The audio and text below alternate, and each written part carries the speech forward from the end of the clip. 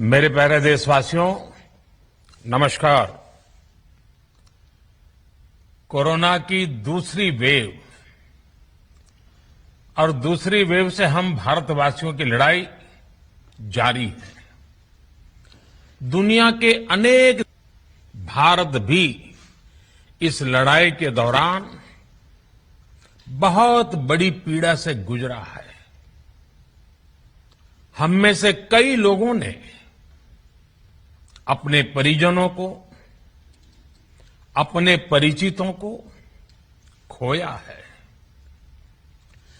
ऐसे सभी परिवारों के साथ मेरी पूरी संवेदनाएं हैं। साथियों, बीते 100 वर्षों में आई ये सबसे बड़ी महामारी है, त्रासदी है। इस तरह की महामारी आधुनिक विश्व ने न देखी थी, न अनुभव की थी।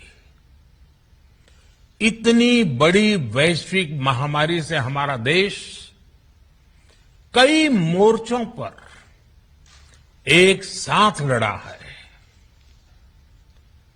कोविड अस्पताल बनाने से लेकर आईसीयू बेड्स की संख्या बढ़ानी हो, भारत में वेंटिलेटर बनाने से लेकर टेस्टिंग लैब्स का एक बहुत बड़ा नेटवर्क तैयार करना हो, कोविड से लड़ने के लिए बीते 1.25 साल में ही देश में एक नया हेल्थ इंफ्रास्ट्रक्चर तैयार किया गया है। सेकंड वेव के दौरान अप्रैल और मई के महीने में भारत में मेडिकल ऑक्सीजन की डिमांड अकल्पनीय रूप से बढ़ गई थी। भारत के इतिहास में कभी भी इतनी मात्रा में मेडिकल ऑक्सीजन की जरूरत कभी भी महसूस नहीं की गई। इस जरूरत को पूरा करने के लिए युद्ध स्तर पर काम किया गया। सरकार के सभी तंत्र लगे। ऑक्सीजन रेल चलाई गई, एयरफोर्स के विमानों को लगाया गया, नौसेना को लगाया गया। बहुत ही कम समय में लिक्विड मेडिकल ऑक्सीजन के प्रोडक्शन में 10 गुना से ज्यादा बढ़ाया गया। दुनिया के हर कोने से, जहां कहीं से भी जो कुछ भी उपलब्ध हो सकता था, उसको प्राप्त करने का भरसक प्रयास किया गया, लाया गया।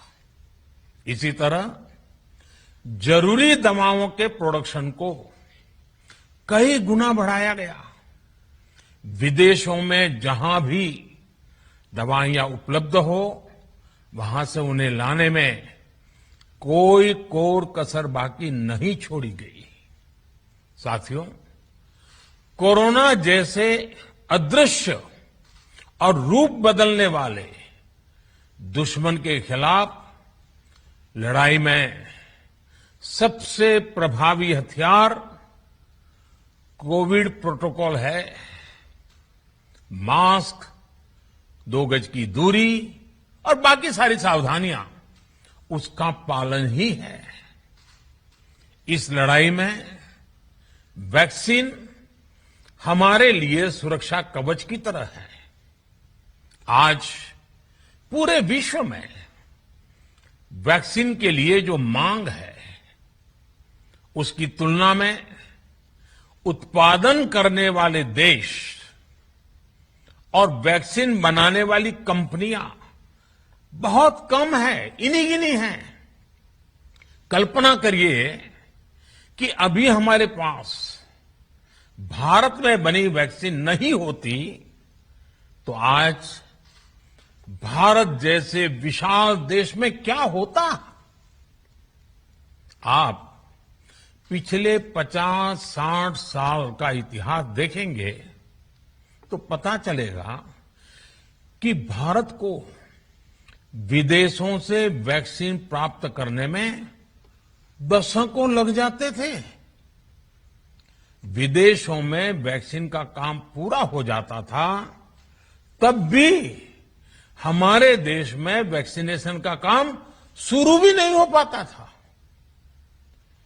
पोलियो की वैक्सीन हो, स्मॉल पॉक्स, जहां गांव में हम उसको चेचक कहते हैं, चेचक की वैक्सीन हो, हेपेटाइटिस बी की वैक्सीन हो, इनके लिए देशवासियों ने दशकों तक इंतजार किया था।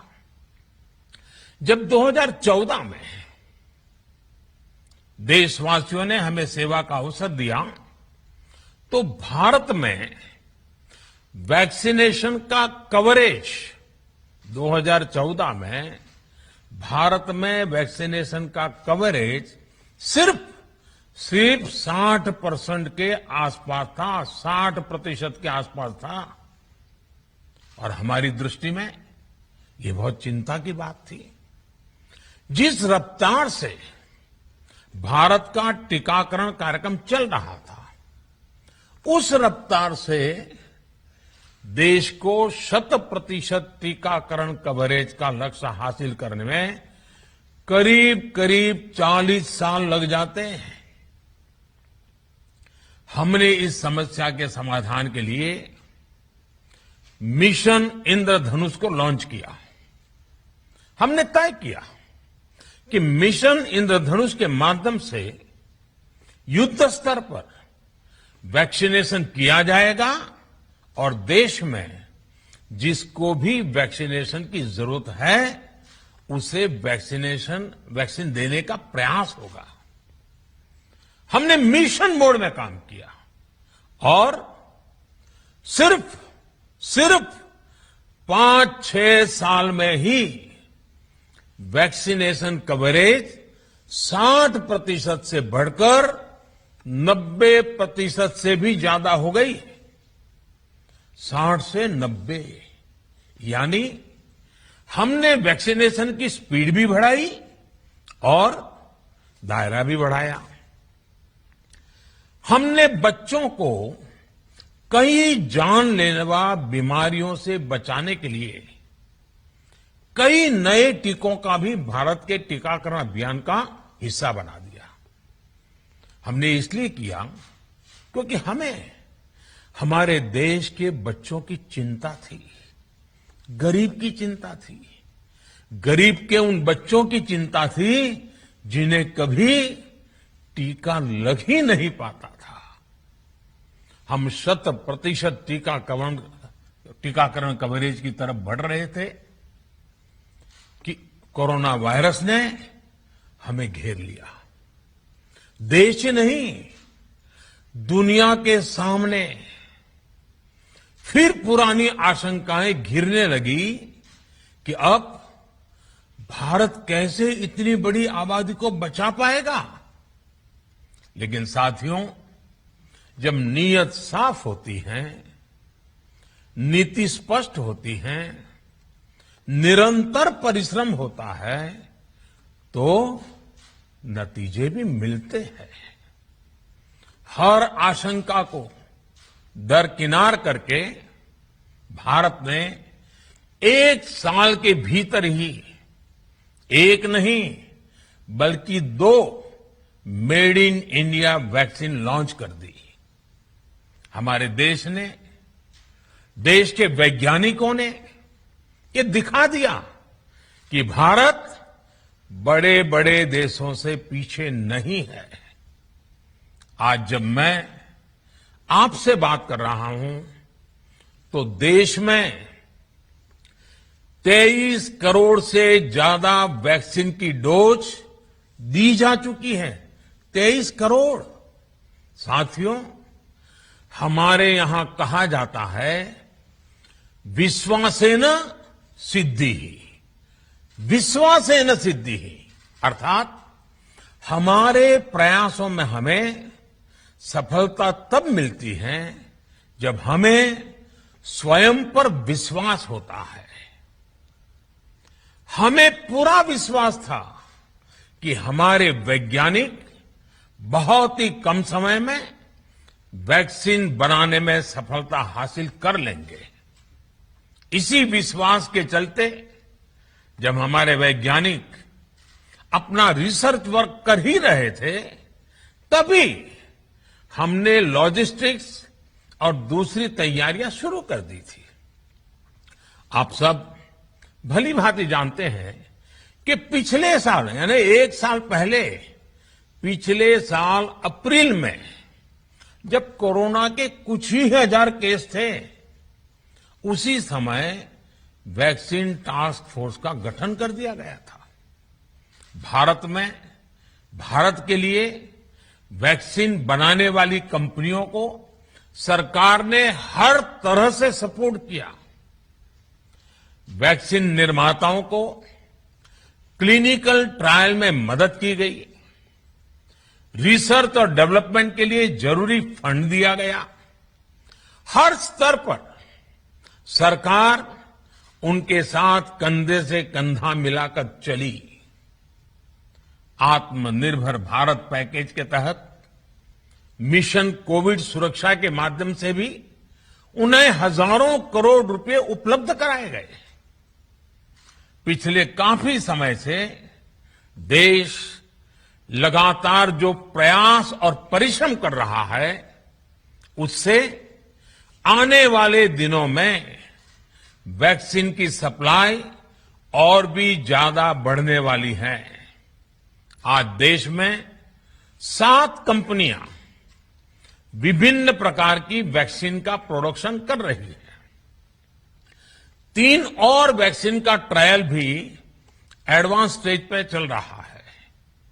वैक्सीन की उपलब्धता बढ़ाने के लिए दूसरे देशों की कंपनियों से भी वैक्सीन खरीदने की प्रक्रिया को तेज किया गया है। इधर हाल के दिनों में कुछ एक्सपर्ट्स द्वारा हमारे बच्चों को लेकर भी चिंता जताई गई है।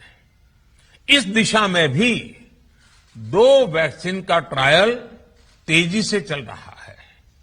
इसके अलावा अभी देश में एक नेजल वैक्सीन पर भी रिसर्च जारी है। इसे सिरिंज से न देकर नाक में स्प्रे किया जाएगा। देश को अगर निकट भविष्य में इस वैक्सीन पर सफलता मिलती है, तो इससे भारत के वैक्सीन अभियान में और ज्यादा तेजी आएगी। साथियों, इतने कम समय में वैक्सीन बनाना अपने आप में पूरी मानवता के लिए बहुत बड़ी उपलब्धि है, लेकिन इसकी अपनी सीमाएं भी हैं। वैक्सीन बनने के बाद भी दुनिया के बहुत कम देशों में वैक्सीनेशन प्रारंभ हुआ और ज्यादातर समृद्ध देशों में ही शुरू हुआ। WHO ने वैक्सीनेशन को लेकर गाइडलाइंस दी। वैज्ञानिकों ने वैक्सीनेशन की रूपरेखा रखी और भारत ने भी जो अन्य देशों की बेस्ट प्रैक्टिसेस थी, विश्व स्वास्थ्य संगठन WHO के मानक थे, उसी आधार पर चरणबद्ध तरीके से वैक्सीनेशन करना तय किया। केंद्र सरकार ने मुख्यमंत्रियों के साथ हुई अनेकों बैठकों से जो सुझाव मिले, संसद के विभिन्न दलों के साथियों द्वारा जो सुझाव मिले, उसका भी पूरा ध्यान रखा। इसके बाद ही ये तय हुआ कि जिन्हें कोरोना से ज्यादा खतरा है, उन्हें प्राथमिकता दी जाएगी।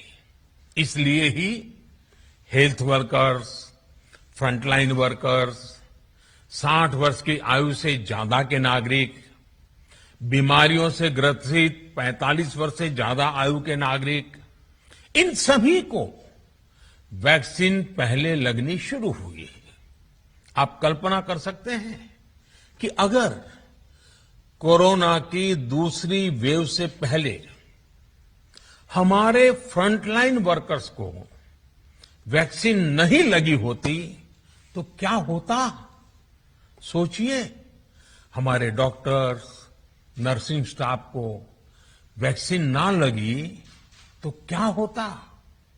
अस्पतालों में सफाई करने वाले हमारे भाई बहनों को, एम्बुलेंस के हमारे ड्राइवर्स भाई बहनों को वैक्सीन ना लगी होती तो क्या होता?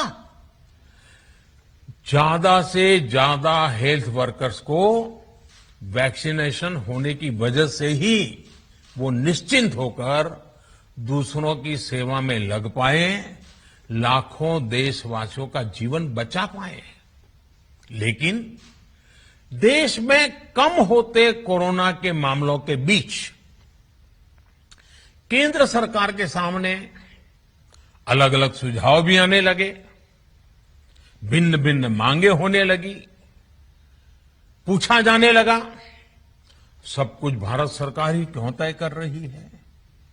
राज्य सरकारों को छूट क्यों नहीं दी जा रही है? राज्य सरकारों को लॉकडाउन की छूट क्यों नहीं मिल रही है? One size does not fit all जैसी बातें भी कही गई।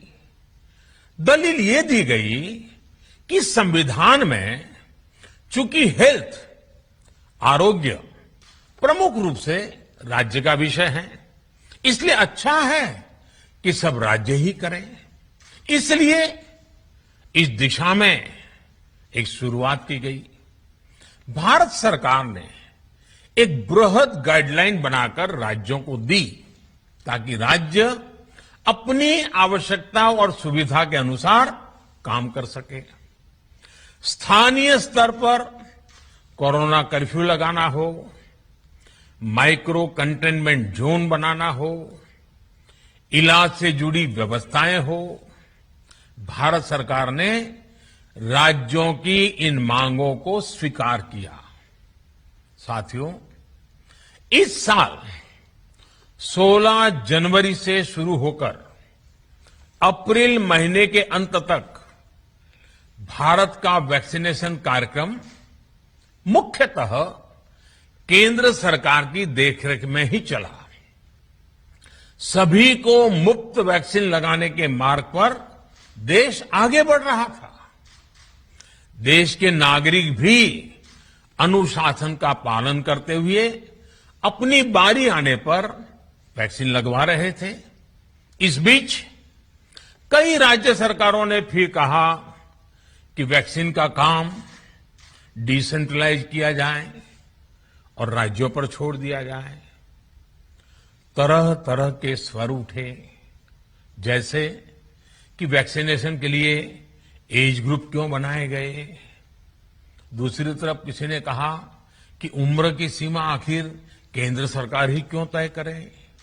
कुछ आवाजें तो ऐसी भी उठी कि बुजुर्गों का वैक्सीनेशन पहले क्यों हो रहा है। भांति भांति के दबाव भी बनाए गए।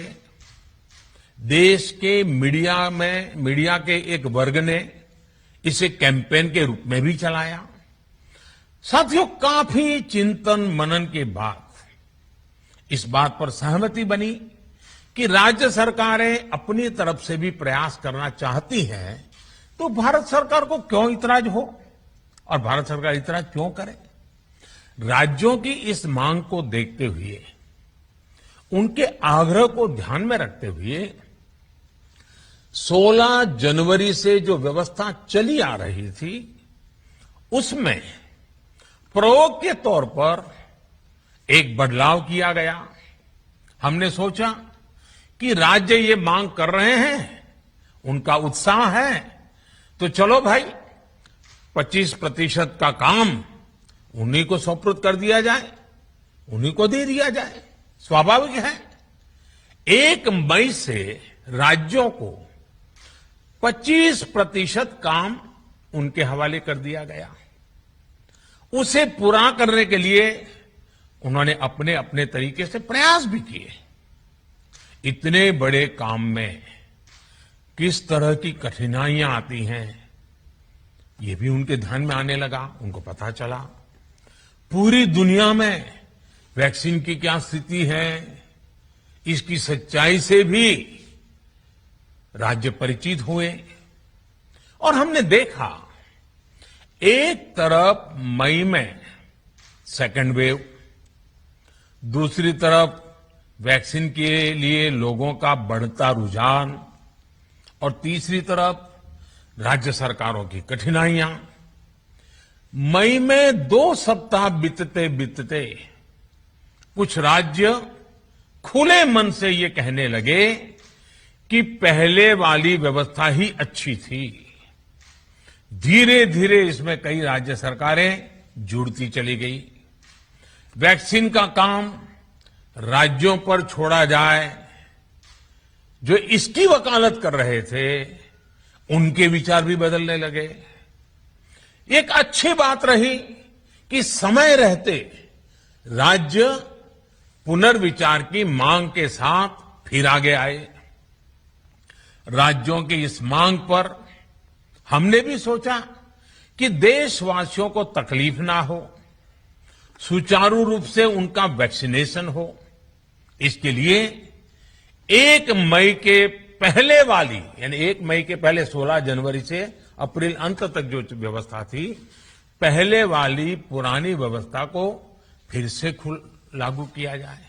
साथियों, आज ये निर्णय लिया गया है कि राज्यों के पास वैक्सीनेशन से जुड़ा जो 25% काम था, उसकी जिम्मेदारी भी भारत सरकार उठाएगी। ये व्यवस्था आने वाले 2 सप्ताह में लागू की जाएगी। इन 2 सप्ताह में केंद्र और राज्य सरकारें मिलकर नई गाइडलाइंस के अनुसार आवश्यक तैयारी कर लेगी। संयोग है कि 2 सप्ताह बाद 21 जून को ही अंतर्राष्ट्रीय योग दिवस भी है। 21 जून सोमवार से देश के हर राज्य में 18 वर्ष से ऊपर की उम्र के सभी नागरिकों के लिए भारत सरकार राज्यों को मुफ्त वैक्सीन मुहैया कराएगी।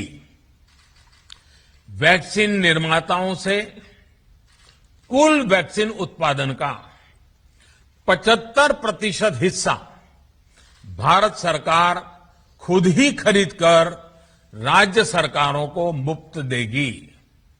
यानी देश की किसी भी राज्य सरकार को वैक्सीन पर कुछ भी खर्च नहीं करना होगा।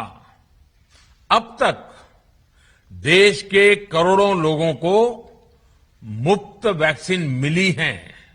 अब 18 वर्ष की आयु के लोग भी इसमें जुड़ जाएंगे। सभी देशवासियों के लिए भारत सरकार ही मुफ्त वैक्सीन उपलब्ध करवाएगी। गरीब हो, निम्न मध्यम वर्ग हो, मध्यम वर्ग हो या फिर उच्च वर्ग, भारत सरकार के अभियान में मुफ्त वैक्सीन ही लगाई जाएगी। हां, जो व्यक्ति मुफ्त में वैक्सीन नहीं लगवाना चाहते, प्राइवेट अस्पताल में वैक्सीन लगवाना चाहते हैं, उनका भी ध्यान रखा गया है। देश में बन रही वैक्सीन में से 25% प्राइवेट सेक्टर के अस्पताल सीधे ले पाए, ये व्यवस्था जारी रहेगी। प्राइवेट अस्पताल वैक्सीन की निर्धारित कीमत के उपरांत एक डोज पर अधिकतम 150 रुपये ही सर्विस चार्ज ले सकेंगे। इसकी निगरानी करने का काम राज्य सरकारों के पास ही रहेगा। साथियों, हमारे शास्त्रों में कहा गया है प्राप्य आपदम न व्यथते कदाचित उद्योगम अनु इच्छति चा प्रमत्तः। अर्थात विजेता आपदा आने पर उससे परेशान होकर हार नहीं मानते, बल्कि उद्यम करते हैं, परिश्रम करते हैं और परिस्थिति पर जीत हासिल करते हैं। कोरोना से लड़ाई में 130 करोड़ से अधिक भारतीयों ने अभी तक की यात्रा आपसी सहयोग, दिन रात मेहनत करके तय की है। आगे भी हमारा रास्ता हमारे श्रम और सहयोग से ही मजबूत होगा। हम वैक्सीन प्राप्त करने की गति भी बढ़ाएंगे और वैक्सीनेशन अभियान को भी और गति देंगे। हमें याद रखना है कि भारत में वैक्सीनेशन की रफ्तार आज भी दुनिया में बहुत तेज है, अनेक विकसित देशों से भी तेज है। हमने जो टेक्नोलॉजी प्लेटफॉर्म बनाया है कोविन, उसकी भी पूरी दुनिया में चर्चा हो रही है। अनेक देशों ने भारत के इस प्लेटफॉर्म को इस्तेमाल करने में रुचि भी दिखाई है। हम सब देख रहे हैं कि वैक्सीन की एक एक डोज कितनी महत्वपूर्ण है। हर डोज से एक जिंदगी जुड़ी हुई है। केंद्र सरकार ने ये व्यवस्था भी बनाई है कि हर राज्य को कुछ सप्ताह पहले ही बता दिया जाएगा कि उसे कब कितनी डोज मिलने वाली है। मानवता के इस पवित्र कार्य में वाद विवाद और राजनीतिक छींटाकशी से ऐसी बातों को कोई भी अच्छा नहीं मानता है। वैक्सीन की उपलब्धता के अनुसार पूरे अनुशासन के साथ वैक्सीन लगती रहे, देश के हर नागरिक तक हम पहुंच सके, ये हर सरकार, हर जनप्रतिनिधि, हर प्रशासन की सामूहिक जिम्मेदारी है। प्रिय देशवासियों, टीकाकरण के अलावा आज एक और बड़े फैसले में, उस फैसले से मैं आपको अवगत कराना चाहता हूं। पिछले वर्ष जब कोरोना के कारण लॉकडाउन लगाना पड़ा था, तो प्रधानमंत्री गरीब कल्याण अन्न योजना के तहत 8 महीने तक 80 करोड़ से अधिक देशवासियों को मुफ्त राशन की व्यवस्था हमारे देश ने की थी।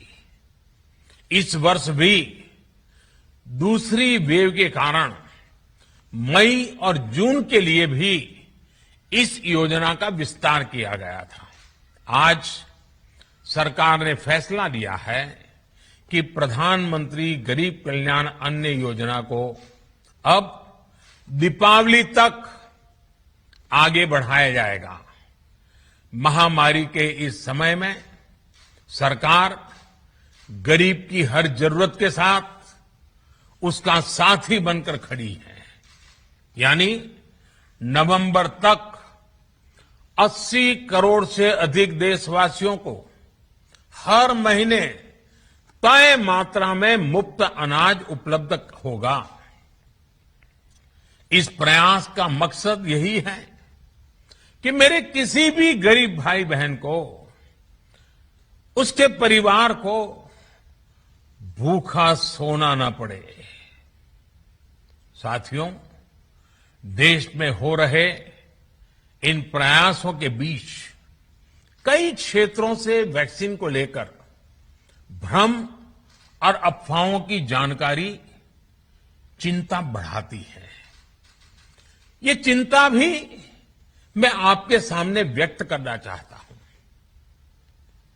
जब से भारत में वैक्सीन पर काम शुरू हुआ, तभी से कुछ लोगों द्वारा ऐसी बातें कही गई जिससे आम लोगों के मन में शंका पैदा हो। कोशिश ये भी हुई कि भारत के वैक्सीन निर्माताओं का हौसला पस्त पड़ जाए और उनके सामने अनेक प्रकार की बाधाएं आए। जब भारत की वैक्सीन आई तो अनेक माध्यमों से शंका आशंका को और बढ़ाया गया। वैक्सीन न लगवाने के लिए भांति भांति के तर्क प्रचारित किए गए। इन्हें भी देश देख रहा है। जो लोग वैक्सीन को लेकर आशंका पैदा कर रहे हैं, अफवाहें फैला रहे हैं, वो भोले भाले भाई बहनों के जीवन के साथ बहुत बड़ा खिलवाड़ कर रहे हैं।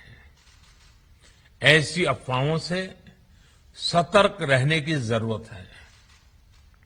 मैं भी आप सबसे, समाज के प्रबुद्ध लोगों से, युवाओं से अनुरोध करता हूं कि आप भी वैक्सीन को लेकर जागरूकता बढ़ाने में सहयोग करें। अभी कई जगहों पर कोरोना कर्फ्यू में ढील दी जा रही है, लेकिन इसका मतलब ये नहीं कि हमारे बीच से कोरोना चला गया है। हमें सावधान भी रहना है और कोरोना से बचाव के नियमों का भी सख्ती से पालन करते रहना है। मुझे पूरा विश्वास है हम सब कोरोना से इस जंग में जीतेंगे। भारत कोरोना से जीतेगा। इन्हीं शुभकामनाओं के साथ आप सभी देशवासियों का बहुत बहुत